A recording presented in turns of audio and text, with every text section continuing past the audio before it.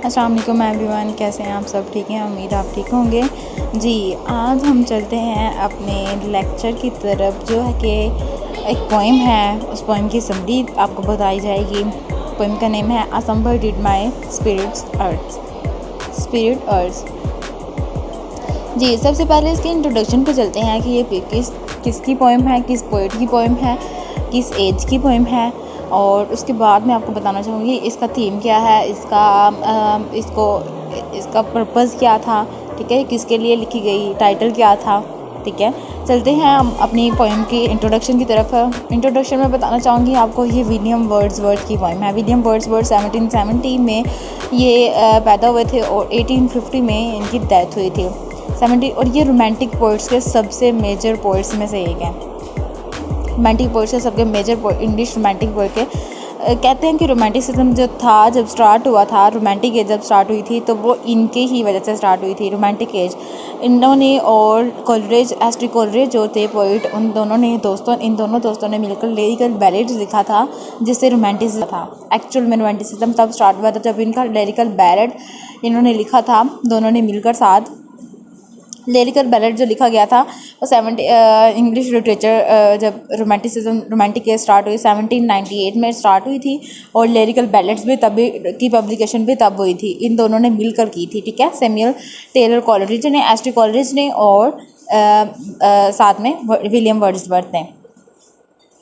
और ये William Wordsworth की पोइम है अ स्लम्बर डिड माय स्पिरिट। ये इसकी इसने अपनी बिलवर्ड के लिए लिखी है।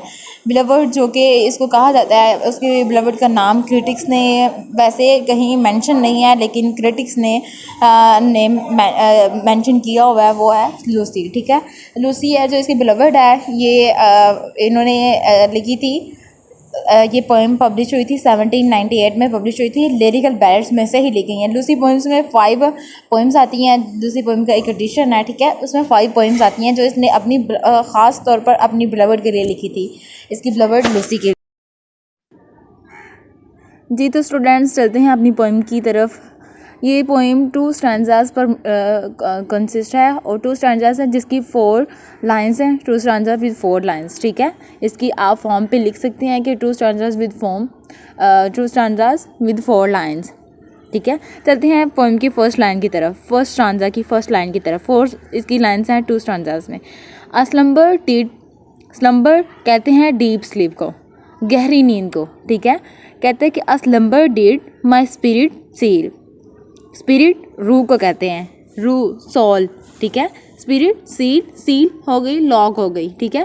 फर्स्ट लाइन में वो कहना चाह रहा है poet, a slumber did my spirit soul. कहता है कि मेरी जो रूह है एक बंद हो गई, मेरी रूह इस तरह बंद हो गई कि जैसे किसी गहरी नींद में चली गई हो, ठीक है। कहता है कि मेरी रूह इस तरह बंद हो गई, लॉक हो गई, जैसे किसी गहरी नींद में चली गई हो। आई हैड, मेरे पास नहीं है, नो ह्यूमन फेयर्स, मुझे अब किसी इंसान का खौफ नहीं रहा। कहता है अब मुझे किसी इंसान का खौफ नहीं रहा, इंसानी खौफ नहीं रहा, जैसे दूसरे इंसानों को होता है, अब मुझे वैसा खौफ नहीं रहा। पहले कहते हैं मेरी जो रूह है वो इस तरह से लॉक हो गई है जैसे किसी गहरी नींद में सो गई हो, ठीक है।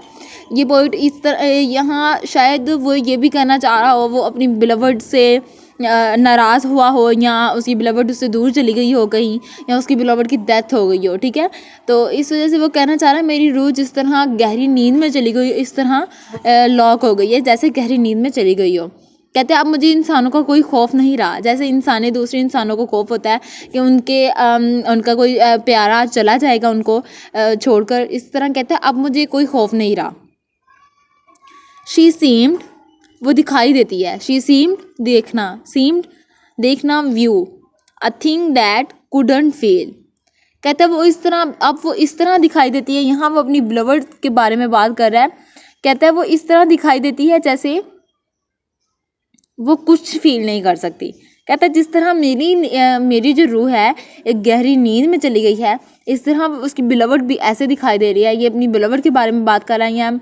हम इसका कॉन्टेक्स्ट इस तरह भी ले सकते हैं कि यहाँ आपने किसी दोस्त के बारे में, किसी उस आदमी के बारे में